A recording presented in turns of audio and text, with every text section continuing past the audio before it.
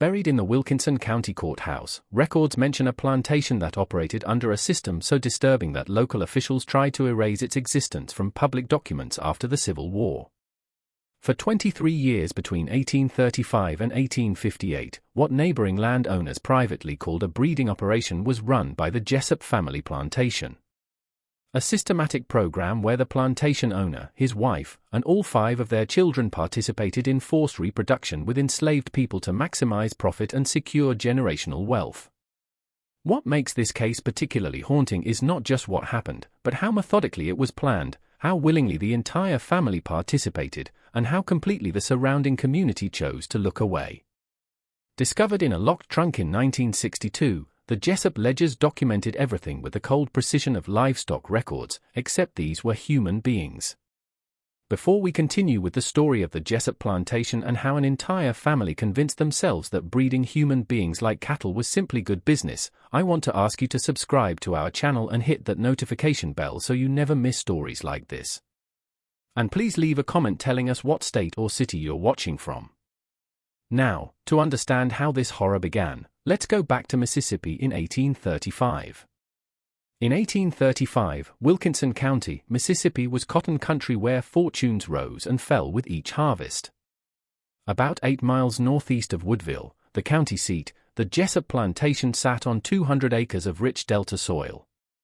With inheritance money from his father, a tobacco merchant from Virginia who had made considerable profit supplying Confederate forces during various conflicts, Isaiah Jessup had purchased the land in 1829. He was 31 years old when he bought the property, newly married to Ruth Carendish, daughter of a plantation owner from South Carolina. Educated in Charleston, Ruth was 23 and came from a family that had operated a large rice plantation for 3 generations. Primarily, the Jessup plantation grew cotton, but it also maintained vegetable gardens, a small orchard, and livestock. A modest number compared to the largest plantations in the area, Isaiah owned 42 enslaved people by 1835, but substantial enough to mark him as a man of means. Built in the Greek Revival style that was popular among wealthy Southerners of that era, the plantation house was a 2-story structure with white columns. Upstairs were 6 bedrooms, a large dining room, a study for Isaiah, and a parlor where Ruth entertained the wives of other plantation owners. In 1830, Isaiah and Ruth had married, and their first child, Thomas, was born in 1831. Then came Samuel in 1833, Margaret in 1835, Daniel in 1837, and finally Elizabeth in 1839. 5 children in 8 years. With the help of enslaved domestic workers, Ruth managed the household, while Isaiah spent his days overseeing the fields, traveling to Natchez to conduct business, and maintaining relationships with cotton brokers and other plantation owners. To anyone observing from the outside, the Jessups appeared to be a typical wealthy plantation family of the antebellum South. Every Sunday, they attended church at the Woodville Presbyterian congregation. Isaiah served on the county agricultural board. Ruth participated in ladies' charitable societies. From a private tutor, their children received education. A man named Charles Whitfield from Kentucky who lived in a cottage on the property and taught the Jessup children reading, writing, arithmetic, and scripture. But behind closed doors, inside the plantation house, Isaiah and Ruth were having conversations that would have shocked even the hardened sensibilities of their slave-owning neighbors. A particular problem that plagued many plantation owners had become an obsession for Isaiah, the constant need to purchase new enslaved workers. Throughout the 1830s, prices had been climbing steadily. A significant investment, a healthy adult male field worker could cost anywhere from $800 to $1,200. When enslaved people became too old to work, or died from disease or injury, that investment was lost. Poring over his account books in his study, Isaiah spent hours calculating expenses, projecting future costs. Having grown up watching her father manage a large plantation, Ruth understood the economics of slavery as well as any man. Her father had always maintained that the most profitable plantations were those that could grow their own workforce, meaning encouraging reproduction among enslaved people to create new workers without the expense of purchase. Throughout the South, this was common practice, but the Carendish plantation had taken it further. Ruth's father had systematically paired enslaved people he considered strong or healthy, sometimes separating families to create what he believed would be optimal breeding pairs. To her marriage, Ruth brought these ideas, but Isaiah wanted to go further. During the winter of 1834, when Ruth was pregnant with Margaret, Isaiah proposed something to his wife that would shape the next 2 decades of their lives and the lives of everyone on their plantation. He suggested that instead of merely encouraging reproduction among enslaved people, they should directly participate in it themselves. Purely economic was his reasoning, as he explained it to Ruth. By law, following the condition of the mother, the children born from such unions would be enslaved, but they would carry Jessup blood, which Isaiah believed would make them stronger, healthier, and more valuable. These children could be kept to work the plantation or sold at premium prices. It would be, in his words, investing in our future prosperity, either way. Immediately, Ruth did not reject the idea. For several weeks, she thought about it. She prayed about it, she later told her children. She consulted the account books. She remembered her father's methods. And eventually she agreed.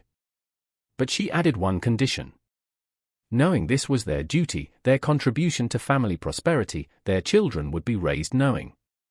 When the time came, all of them would participate. As a unit, the family would operate, maximizing production, ensuring the plantation's success for generations. Though the results would be horrific, this was not a decision born from sadism or perversion. Dressed up as family duty, this was calculated, methodical economic planning, and once Ruth agreed, they began preparing their children for what would be expected of them. When his parents began his education, Thomas Jessup was only 3 years old. He could not have understood the full implications of what he was being taught, but the lesson started early. At the dinner table, Isaiah and Ruth spoke openly about the enslaved people on the plantation as property, as investments, as breeding stock. They used the same language they used when discussing horses or cattle.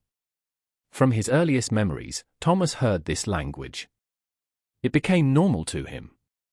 By the time Thomas was 8 years old in 1839, he understood what would be expected of him when he came of age. During one of their walks around the plantation, his father explained it to him.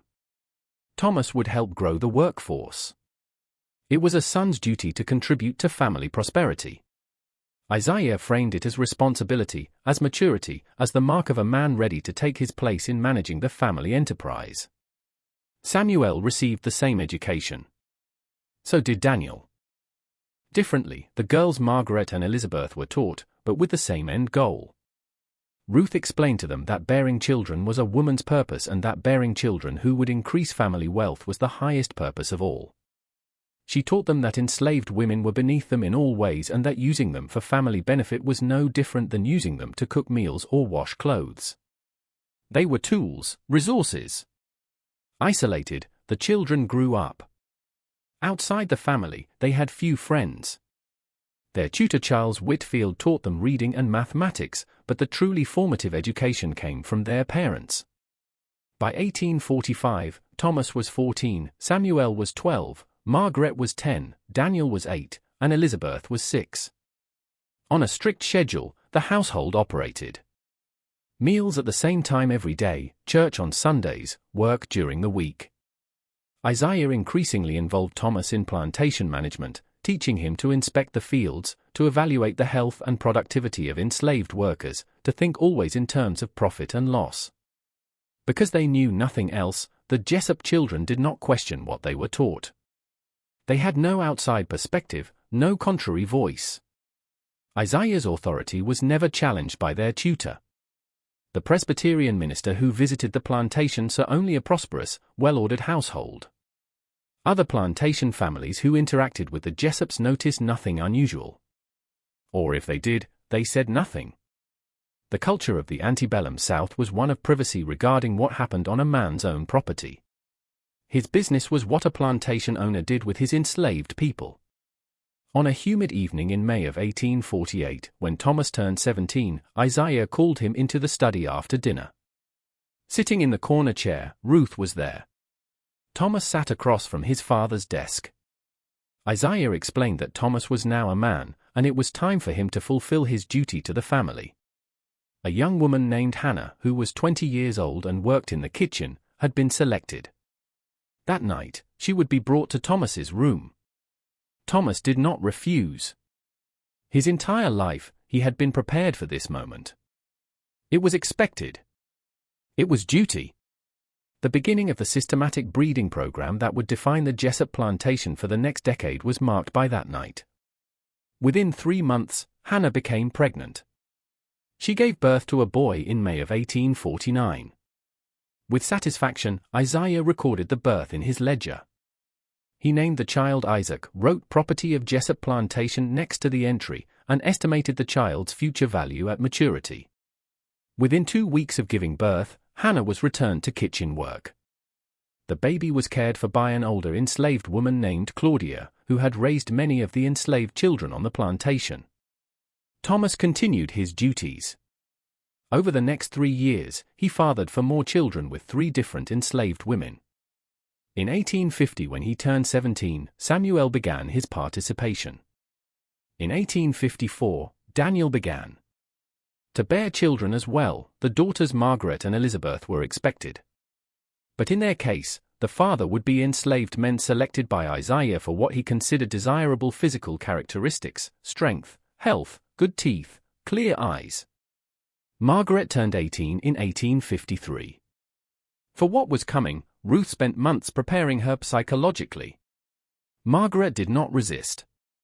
Her whole life, she had been taught that this was normal, expected, righteous even. An enslaved man named Jacob, who was 25 years old and worked as a blacksmith on the plantation, was brought to Margaret's room on a Saturday night in November. Margaret became pregnant. She gave birth to a daughter in August of 1854. Ruth insisted that Margaret continue her participation. Over the next 4 years, Margaret had 3 more children. When she turned 18 in 1857, Elizabeth followed the same pattern. By that point, the system was well established. With cold efficiency, the family operated. Isaiah maintained meticulous records. Ruth managed the household and supervised the pregnancies and births. Their assigned duties were performed by the sons. The daughters bore children. The enslaved people had no voice, no choice, no escape. The systematic nature of it was what made the Jessup operation particularly disturbing, not just the forced reproduction. Isaiah treated it like agriculture. To avoid what he called overuse of any individual, he rotated which enslaved women were paired with his sons. He tracked menstrual cycles. Not out of compassion, but to ensure healthy births, he provided better food rations to pregnant women. Believing that early separation prevented emotional bonds that might interfere with productivity, he separated mothers from children at age 3. The plantation ledgers from this period, which survived and were eventually discovered, are chilling in their detail. Each birth is recorded with the mother's name, the date, the child's sex, any notable physical characteristics, and an estimated future value.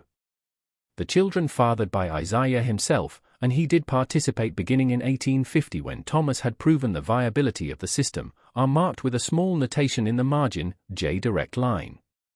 These children, Isaiah believed, would command the highest prices if sold or would be the most productive if kept. By 1855, the plantation population had grown from 42 to 68. 26 of those were children under the age of 10, all born as part of the breeding program. The Jessup family wealth increased substantially. Isaiah expanded his land holdings, purchasing an adjacent 300 acres. He built a new barn, a cotton gin building, and additional slave quarters to house the growing population. He was considered one of the most successful planters in Wilkinson County. A brutal rhythm was followed by life on the Jessup plantation. Before dawn, the field workers rose, worked until dark, returned to their cabins exhausted. The house servants worked slightly shorter hours, but were under constant supervision. By age 5, children born into slavery on the plantation were put to light work, carrying water, picking vegetables, running errands. By age 10, they were in the fields or learning trades. The family grew, but families were not allowed to truly form. Isaiah's policy of early separation meant that mothers and children spent only the first 3 years together, and even during that time, the mothers were working. The older woman, Claudia, who cared for the youngest children, did her best to provide some maternal comfort, but she was managing a dozen infants and toddlers at any given time. The psychological impact on the enslaved people was profound, though their suffering was not recorded in Isaiah's ledgers. They lived in constant fear, constant vigilance, knowing that any woman of childbearing age could be selected, that any child born would be taken, that resistance meant punishment or death. Some tried to resist. A woman named Sarah attempted to run away in 1851 after being forced to bear her third child, fathered by Samuel Jessup. She made it 17 miles before being captured by a slave patrol.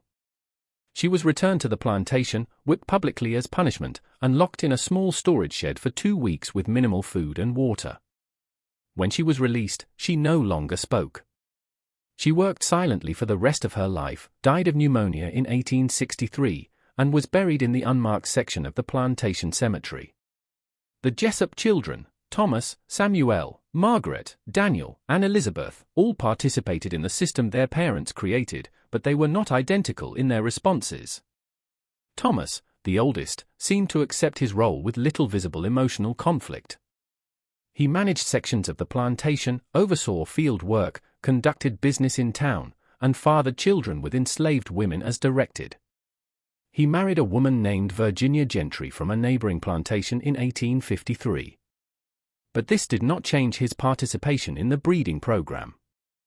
Virginia either did not know the full extent of what occurred on the Jessup plantation or she chose not to acknowledge it. Samuel, the second son, showed signs of distress as early as 1852. He began drinking heavily, often disappearing for days at a time. Isaiah punished him for neglecting duties, but Samuel's drinking only worsened. By 1855, he was functional, but clearly miserable, speaking little, avoiding eye contact with both family and enslaved people. He never married. He continued his participation in the breeding program until 1858, but with increasingly erratic behavior. Margaret, after the birth of her fourth child in 1857, began experiencing what Ruth described in letters to her sister as melancholic episodes.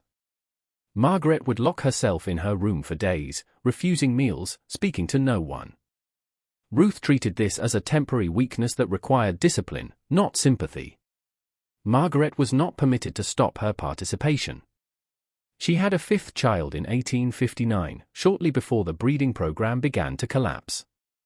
Daniel and Elizabeth, the youngest, had grown up so thoroughly immersed in the system that they seemed to view it as completely normal. They participated without visible hesitation when their time came. This total acceptance might have been the most disturbing aspect of all, demonstrating how completely a person could be shaped by their environment, how thoroughly an evil practice could be normalized, but cracks were beginning to show. The enslaved population of the plantation had grown too large for the existing infrastructure. Housing was crowded. Food rations, though adequate by the standards of the time, were stretched thin. More significantly, the children fathered by the Jessup family were becoming old enough to understand their parentage. By 1857, some of these children were 8 or 9 years old enough to wonder why they looked different from other enslaved children, why they had lighter skin or different hair texture. The older enslaved people on the plantation told them the truth quietly in the privacy of the quarters after dark. This created an atmosphere of resentment and tension that even Isaiah's strict discipline could not completely suppress. The enslaved people knew which children belonged to which family member. They knew the system. They hated it. But they were powerless to stop it. And any organized resistance would result in brutal punishment or sale to plantations further south, where conditions were even worse. Neighboring plantation owners began to notice things. The Jessup plantation population had grown unusually quickly. The demographics were odd. Too many young children in proportion to adults. A few whispered conversations occurred among plantation wives about Ruth Jessup's daughters and their unexplained pregnancies before marriage. But this was the antebellum South, where social cohesion among the white planter class was maintained by silence on uncomfortable topics. As long as the Jessups conducted themselves appropriately in public, which they did, no one would confront them directly. Isaiah himself seemed immune to any moral qualms. His letters from this period, some of which survived in family collections, discussed plantation management with other owners, cotton prices, political developments, and various business matters. He mentions the success of his breeding program in economic terms only, comparing his results to those achieved with livestock breeding. There is no indication of guilt, no moment of doubt, no recognition that he was committing profound evil. He had created a mental framework in which enslaved people were not fully human. And within that framework, his actions were logical, even commendable. He was being a good steward of his resources. He was building generational wealth for his family. Ruth's perspective, glimpsed through occasional letters she wrote to her sister in South Carolina, was similar. She worried about her children's health and futures. But these worries were purely practical. Whether Thomas would successfully inherit the plantation, whether Samuel's drinking would become a serious problem, whether the daughters would eventually marry well. Despite their participation in the breeding program, she never expressed concern for the enslaved women who were being raped or the children being born into bondage or the psychological damage being done to everyone involved. In her worldview, enslaved people were property, tools, and their suffering was irrelevant. The absolute moral blindness of the Jessup family was not unique to them. Thousands of plantation owners throughout the South operated under similar assumptions. What made the Jessups unusual was the systematic involvement of the entire family, the multi-generational planning, the cold calculation. Most forced reproduction on plantations was opportunistic, driven by individual owners' exploitation of enslaved women. The Jessup program was different. It was organized, methodical, a family business. The year 1858 brought changes that would begin to unravel the system Isaiah and Ruth had built. In February, Charles Whitfield, the tutor who had educated the Jessup children for more than 2 decades, died suddenly of a heart condition. He was 57 years old. His death meant the family lost someone who, through his silence, had enabled their operation. Whitfield had known. He had lived on the plantation for years, had seen the pattern, had observed the growing number of mixed-race children. He had never said anything to anyone outside the plantation. His complicity through silence was as damaging as active participation. After Whitfield's death, Isaiah decided the younger children no longer needed formal tutoring. Elizabeth, at 19, was considered educated enough. Daniel, at 21, was already managing significant portions of the plantation. The family could operate without an outsider living on the property. This decision increased their isolation even further.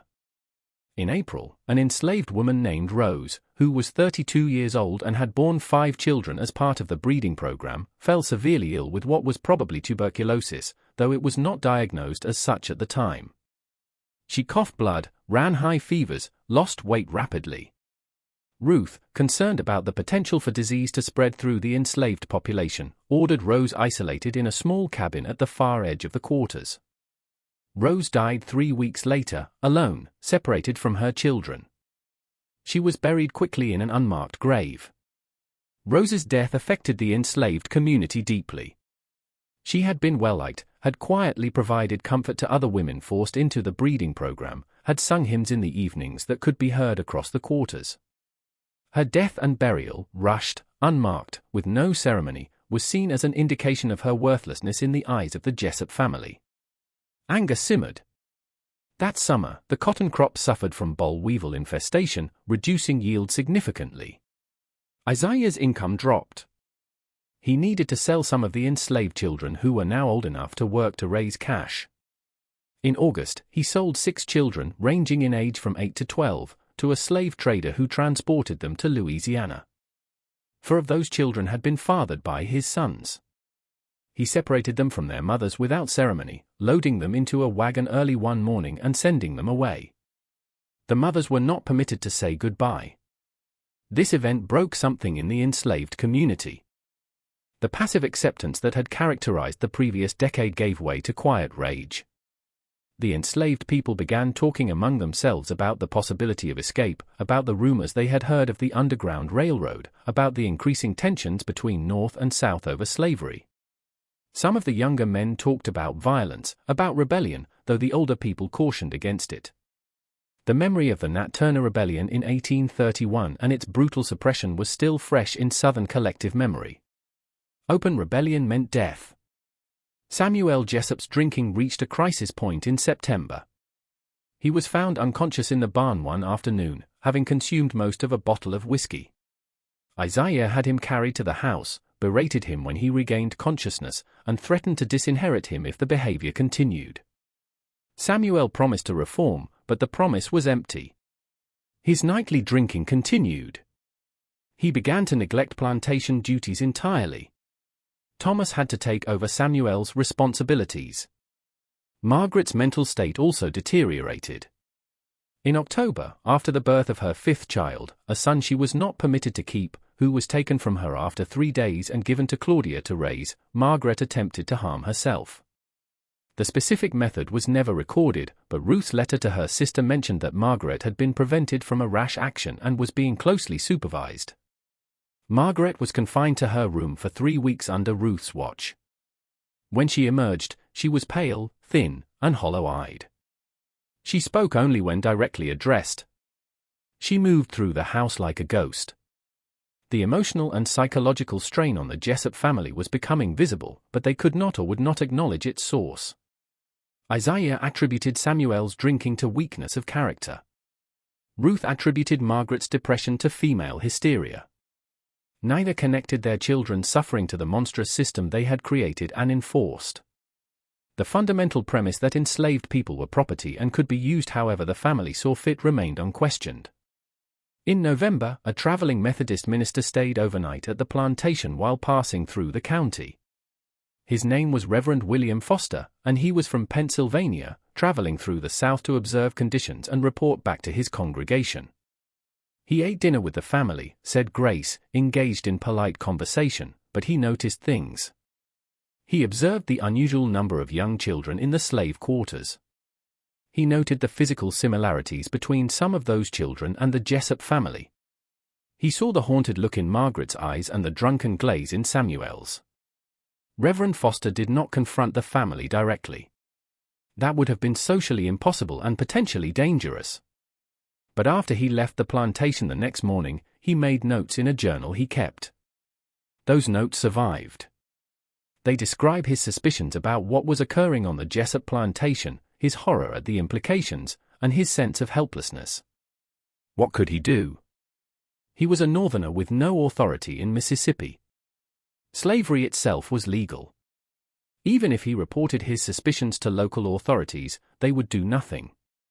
Plantation owners had almost absolute control over their enslaved people. As long as they did not murder them outright, and even that was rarely prosecuted, they faced no consequences. Reverend Foster's account, published years later in a collection of testimonies about slavery, is one of the few external confirmations that something deeply disturbing was happening on the Jessup plantation in the 1850s. He described the atmosphere as oppressive beyond the usual oppression of slavery and noted that the enslaved people I observed seemed to live in a state of terror that went beyond normal fear of punishment. December brought cold weather and the end of the cotton harvest. The reduced yield meant financial pressure on Isaiah. He spent long hours in his study reviewing accounts, calculating how to maintain profitability. His solution was to intensify the breeding program further. He instructed Thomas and Daniel to increase their participation. He selected 3 additional enslaved women he considered suitable. He set targets, a specific number of births he wanted to achieve in the coming year. On Christmas Day, the Jessup family attended church in Woodville, as they did every Sunday and major holiday. They sat in their usual pew, sang hymns, listened to the sermon. The minister, Reverend Donald Patterson, spoke about duty, family, and Christian virtue. The Jessups nodded in agreement. After the service, they socialized with other plantation families on the church lawn. Ruth discussed recipes and household management with other women. Isaiah talked politics with other men. The children stood quietly, well-dressed and well-behaved. To every observer, they appeared to be a model family.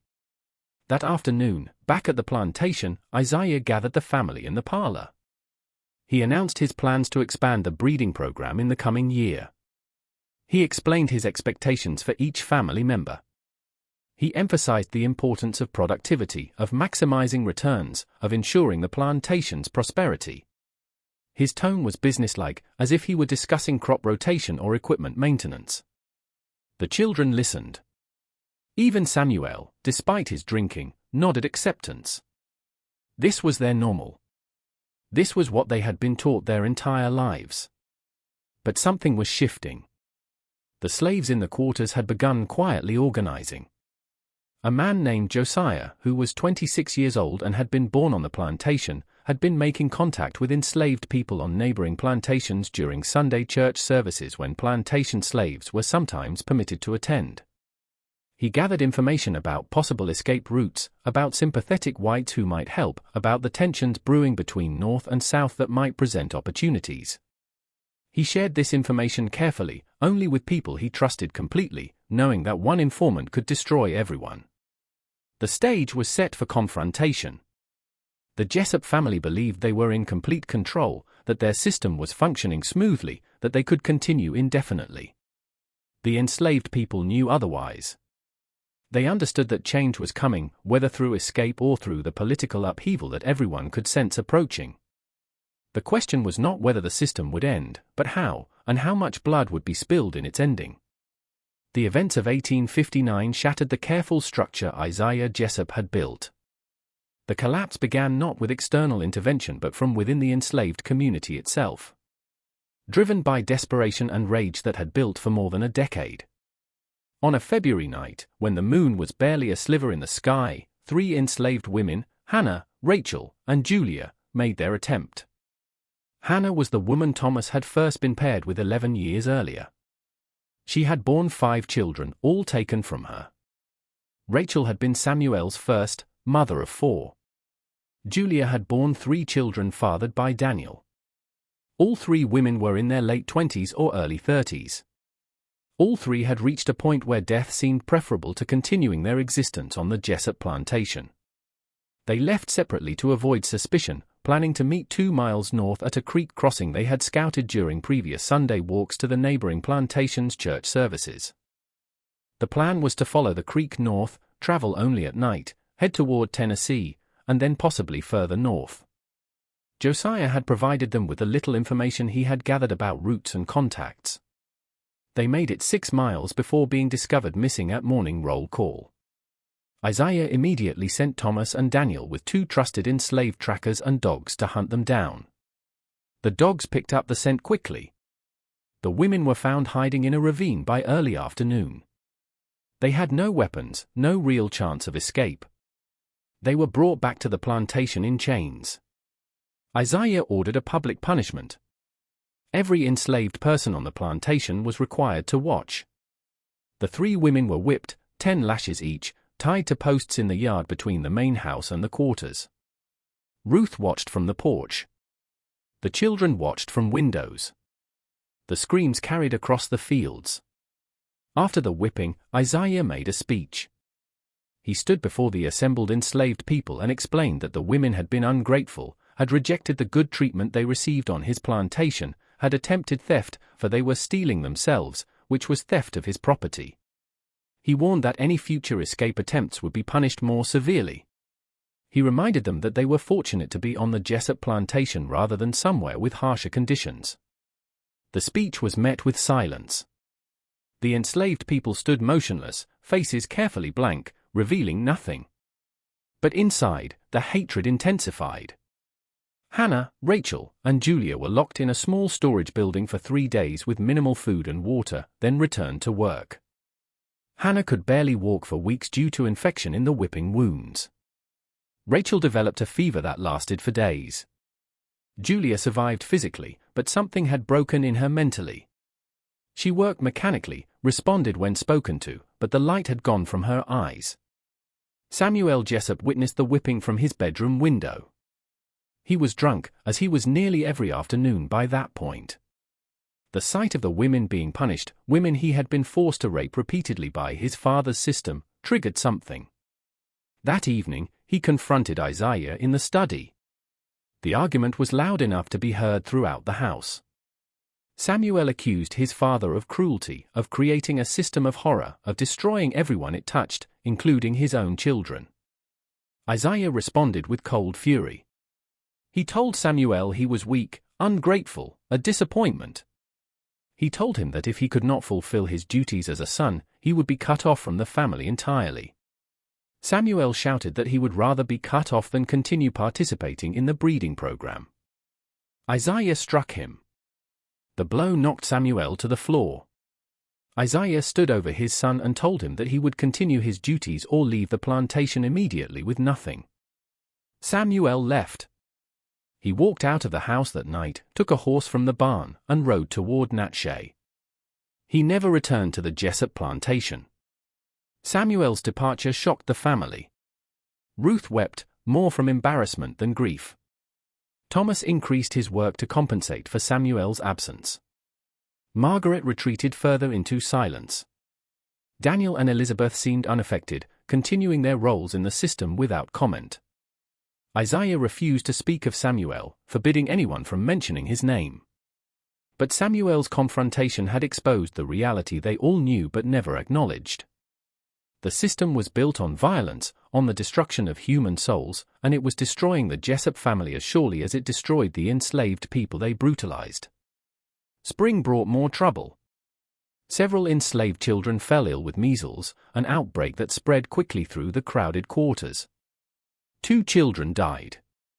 One of them was a 4-year-old girl named Clara, who had been fathered by Thomas.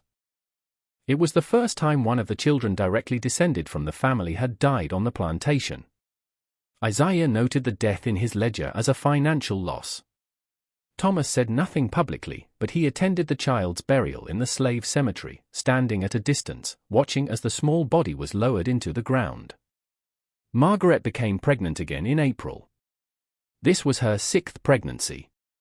And her psychological state had deteriorated so severely that Ruth began to worry she might not survive childbirth. Margaret barely ate, spent hours staring out her bedroom window, flinched when anyone approached her. Ruth tried various tonics and treatments, but nothing helped. Margaret was trapped in a nightmare of her parents' creation, and there was no escape. In May, Josiah and 4 other enslaved men made their escape attempt. They were better prepared than the women had been. They had gathered supplies secretly over months, food, tools, a stolen knife. They left on a Saturday night when the white family was asleep and made it almost 20 miles before being discovered missing on Sunday morning.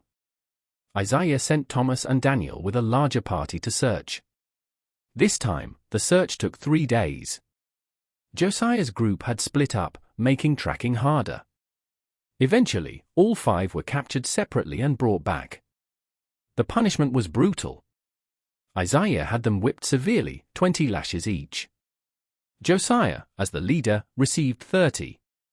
Then Isaiah did something he had never done before. He sold all 5 men immediately to a slave trader who transported them to Louisiana sugar plantations, where working conditions were notoriously harsh and life expectancy was short. He wanted to send a message that escape attempts would result not just in punishment but in exile to worse situations. The sale of Josiah and the others devastated the enslaved community. Josiah had been a leader, someone people looked to for hope. His removal left a void. But it also confirmed what everyone already knew.